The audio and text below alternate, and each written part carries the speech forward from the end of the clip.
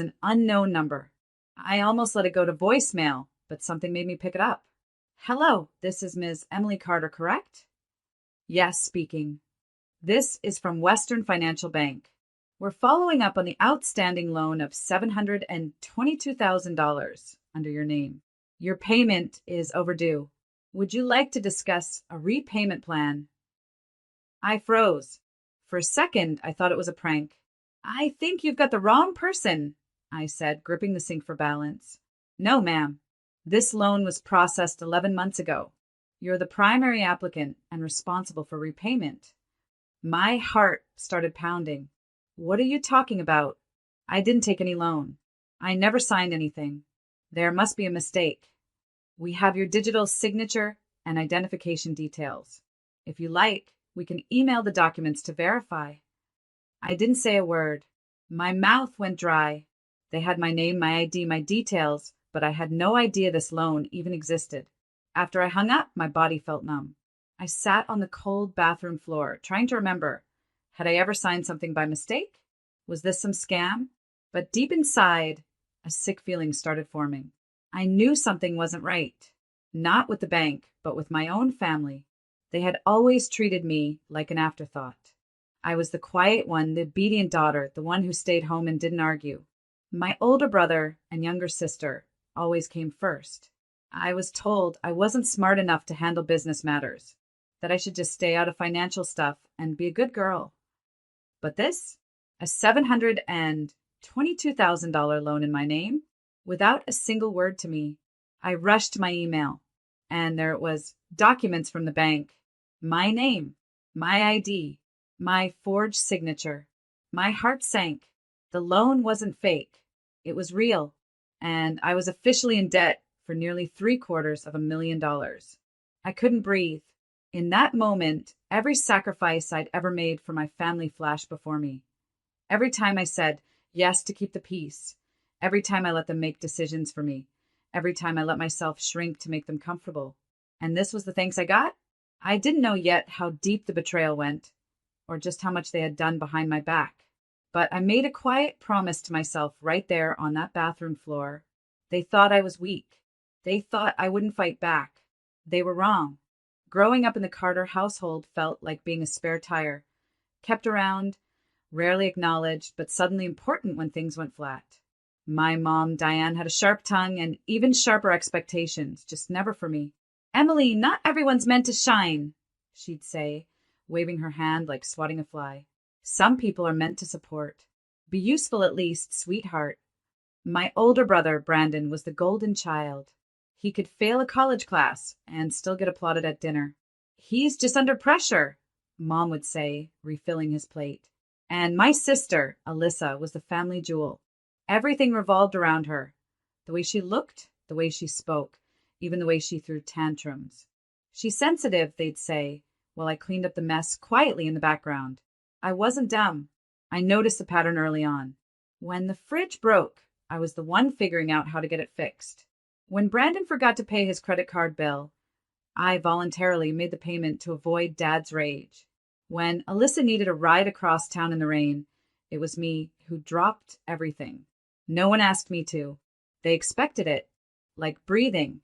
What confused me more than the neglect was the possessiveness. Whenever I mentioned applying for out-of-state college programs, Mom would guilt-trip me. And leave us?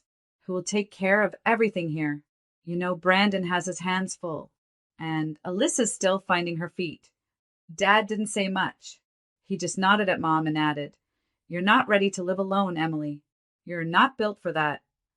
I started to believe them. They dressed it up as love and protection, but it felt more like being caged. Every time I dared to dream for myself, they clipped my wings with a smile.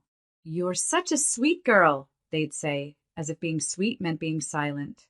At 27, I still lived at home. Not because I wanted to, but because I didn't know how to break free. I worked a part-time job at a local office while helping Mom manage errands. Brandon and Alyssa both had flashier lives, careers, relationships, plans. I had structure, obligations, and invisible chains. Looking back now, the warning signs were all there. The way Mom never let me handle my own mail. The way she always offered to keep my ID in a safe place. The way Brandon once joked, Emily's name is the cleanest one in the family. If we ever need a loan, we know who to call. They all laughed. I didn't. At the time, I thought they were just being weird. Family weird. But now I see it clearly. They weren't protecting me. They were grooming me for something bigger, something I couldn't have imagined. And they were about to find out just how wrong they were about me. I couldn't shake the feeling that something wasn't right. After the bank call, I spent hours digging through my personal files and scrolling through old emails, trying to make sense of the mess. But the more I searched, the more I felt like I was unraveling some twisted conspiracy that I wasn't a part of. And the deeper I went, the clearer it became. It all started with a simple email I found buried in my inbox. It was from my mom, dated just over a year ago. "Emily, just a small favor," it read. "Could you please keep an eye on some documents I need to submit? I'll handle the rest. Don't worry about it." My mom had been handling things for as long as I could remember, so I didn't think much of it at the time. But this email, this was different. It was part of a chain of messages detailing the loan application process. I pulled up the loan documents from the bank and stared at the digital signature, which was, without a doubt, a forgery. My name was on it, but it wasn't my handwriting. I had never signed any paperwork for a loan in my life. But the forged signature wasn't the worst part, it was the amount. $722,000. I dialed the bank again, trying to keep my voice steady. "Can you tell me what the loan was used for?" The silence on the other end was almost deafening. The loan was approved for a variety of purposes, including a home purchase and a family event. I felt a cold shiver run down my spine. A family event? I asked, my voice shaking. "What event?" "A wedding," the bank representative said casually. "The loan was processed in your name to fund your sister's wedding and your brother's house." The room spun as the truth hit me like a ton of bricks. They'd used my name, my identity, to secure a loan without my knowledge or consent, just to fund my sister's extravagant wedding and my brother's overpriced house. My sister had been the center of attention for months, flaunting her bridal gown, while my brother proudly showed off his new house to all of their friends. I suddenly recalled every conversation I'd overheard in passing, moments when Brandon talked about how expensive his house was going to be, but they never mentioned me. Not once. I felt the sting of betrayal cut deep, not just from the loan, but from the years of being manipulated into thinking I was just a small part of their world, a quiet presence, nothing more. The realization hit harder than I could have imagined. My family had taken everything from me, using my name like it was nothing, while I stayed trapped in their web. They had played me, and I was too blind to see it. I wanted to scream. I wanted to storm over there and confront them all. But I knew I needed something more, something solid, something they couldn't talk their way out of. It was time to fight back, and I was going to make them regret ever thinking they could use me. I couldn't keep it inside anymore. I had to confront them, had to make them face what they had done. After everything I uncovered, I wasn't going to let them pretend like nothing had happened. That night, I waited until dinner was over. Brandon was lounging on the couch with his phone. Alyssa was showing off some new piece of jewelry she had gotten for her honeymoon, and my mom was in the kitchen, as usual, making sure everything was perfect. Dad was already half drunk, staring blankly at the TV. I felt the tension building in my chest. I slammed the loan documents onto the dining table, the sound cutting through the air like a knife. Everyone froze. "What is this?" I demanded, my voice sharp with fury. "You've been using my name to take out a loan for Alyssa's wedding and Brandon's house, without telling me, without asking me. What the hell is wrong with you?" Alyssa's face dropped instantly, but Brandon didn't even flinch. He just looked up from his phone, completely unbothered. Mom, on the other hand, didn't even seem surprised. She walked over to the table, picking up the papers slowly, and then turned to face me with a calm smile, as though I was the one overreacting. "Emily, sweetheart," she said, her tone dripping with faux sweetness. "I don't know why you're making such a big deal out of this. You're our daughter. We had to do what was necessary for the family. Alyssa's wedding couldn't wait, and Brandon's house was a great opportunity. You're not using your potential, darling." I blinked, completely stunned. "What, my potential? You stole my identity, Mom. You forged my signature to get a loan. You didn't even ask me. Mom sighed like she was explaining something to a child who just didn't understand. Oh, Emily, she said softly, as though I were the problem. At least be of some use to your family. We've given you everything you need. We've kept you safe, taken care of you. What else are you good for, if not helping us when we need it? Her words felt like a slap across my face. I wanted to scream, to throw the truth in their faces and make them see how cruel they had been. But her calm demeanor and the cold logic in her voice made it worse. It was as if she truly believed she was in the right. Brandon finally looked up, giving me a bored glance. Come on, Emily, don't act so innocent. You're not going anywhere, are you? What difference does it make? You live here. You don't have anything else going on. Just think of it as helping the family. I clenched my fists. Helping the family? I repeated, my voice rising in disbelief. You used me as your personal cash cow without a single thought about me, about what I wanted. You all treated me like I didn't matter. Mom shrugged. You're our daughter, Emily. We know you'll forgive us. You always do. Don't make a scene. The word stung. It wasn't just the loan, it was everything. The years of manipulation, the constant use of my good nature to get what they wanted. And now they were acting like this was all normal, like I was the one being unreasonable. Forgive you, I whispered, my heart racing. No, not this time. I turned and walked away, each step taking me farther from the family I thought I knew. I didn't know what I was going to do next, but one thing was certain. I wasn't going to let them get away with this. The days after that confrontation felt like I was walking through a fog. I couldn't stop replaying what had happened at the dinner table. My mom's calm dismissal, Brandon's indifference. Their words echoed in my head over and over, crushing any sense of self-worth I had left. I sank into the couch, numb. Everything around me felt like a lie, a game I had never been told I was part of. I'd spent my life catering to their needs, smoothing over their messes, but when it came down to it, I was just a tool, a pawn in their hands. And now, I was the one holding the pieces of my shattered reality. I spent days locked in my room, drowning in a pool of self-doubt. My mind couldn't escape the image of my family standing there, acting like nothing was wrong. I wasn't just angry anymore. I was heartbroken, betrayed, and I couldn't figure out how to get out of this dark hole I'd fallen into. But then something inside me shifted. It wasn't immediate, but it was gradual, like the flicker of a light that was just starting to break through the darkness. I realized I couldn't stay in this broken state. I couldn't let them define my worth. Not anymore. I stood up, my hands shaking, but I didn't care. I started grabbing papers, the loan documents, my old bank statements, emails from my family, and I laid them all out. The more I read, the more I realized that I had been part of this twisted story for too long. They hadn't just stolen money from me.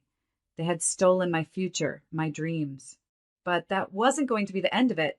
I picked up my phone and started searching for a lawyer. A good one. A lawyer who would help me fight back against this web of lies and deception. I knew it wasn't going to be easy, but I was done being a victim. Done letting them control me. I called a lawyer who specialized in identity theft and fraud. The moment I explained my situation, I could hear the shock in her voice. This is serious, she said. You have a strong case. We'll take this to court. For the first time in a long time, I felt a spark of hope. It wasn't going to be easy, but it was the first step toward taking back control of my life. They had stolen so much from me, but they weren't going to steal my power anymore. I wasn't broken. I was awakening, and I was ready to fight. It felt surreal, making those first steps toward justice. I spent the next few weeks gathering every shred of evidence, every document that proved my family's betrayal. The lawyer I'd hired was efficient, ruthless even, and I could see the change in her eyes when I laid out everything my family had done. This isn't just a loan issue, she said, her voice cold with professional certainty. This is fraud, and we're going to make them pay for it. I had never thought of myself as someone who could take on a legal battle like this, but the more I worked with my lawyer, the more confident I became. I wasn't just fighting for the money they'd stolen from me. I was fighting for my dignity, my freedom, and my future. The first step was filing the fraud charges. My family never saw it coming. I knew they thought I would just crumble, retreat into the background like I always had. But I wasn't that girl anymore.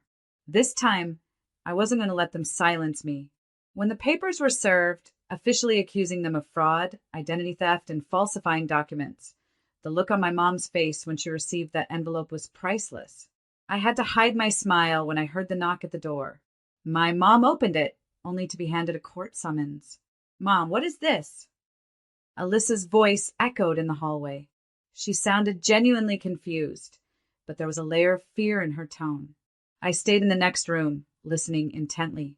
They didn't even know what hit them. The panic started almost immediately.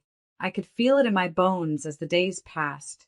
The first phone call I got was from my mom, and she was begging me to drop the case and think of the family. Her words dripped with desperation, but I didn't flinch. Think of the family? I repeated her words, my voice now steady and unwavering. You think of the family, but not once did you think of me. You used me to get what you wanted, and now you'll pay the price. The silence on the other end of the phone was deafening. She tried to reason with me, but I didn't care. The truth had been exposed. She had forged my signature, used me as her pawn, and now there was no going back.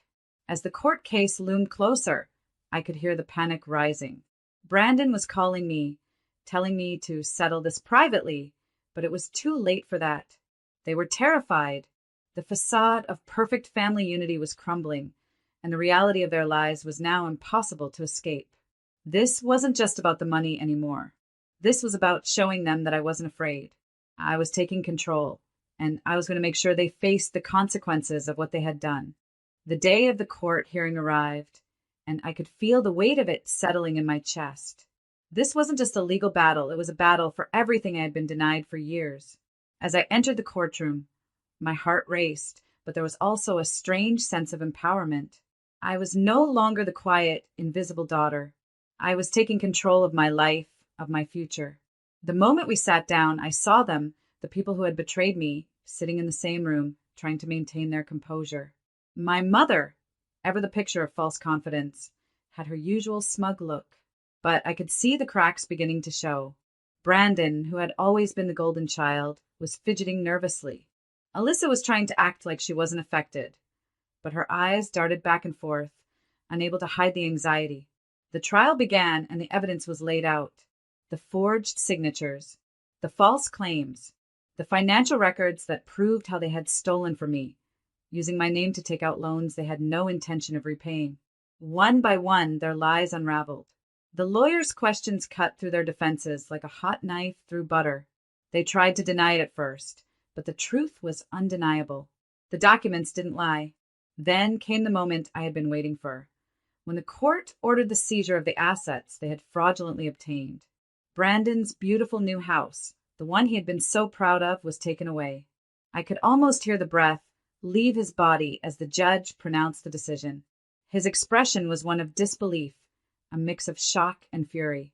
He had thought he was untouchable, but now he was being forced to give it all up. Alyssa's perfect wedding, the one she had flaunted for months, was also a lie. It wasn't her money that funded it, it was mine. And now the consequences were hitting her hard.